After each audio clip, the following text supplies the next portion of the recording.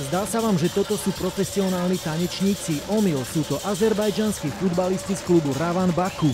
Keď kondičný tréner Slovák Rastio Švický videl, ako to jeho zverenci roztočili na svadbe spoluhráča, spadla mu sánka. Na tej svadbe mi ukázali, že tie nohy naozaj majú rýchle, len asi iným smerom. S takými šikovnými nohami by im to malo ísť oveľa ľahšie aj vo futbale. Bývalý 10-bojár má však po polročnom pôsobení v klube celkom inú skúsenosť. Viac menej na tréningu som ich naháňal, aby to bolo trošku rýchlejšie, intenzívnejšie. Zrejme to bolo tým, že vlastne tancujú od narodenia a ten futbal začínajú hrať v 15-16 rokoch. A okrem toho sú aj veľmi ukecaní.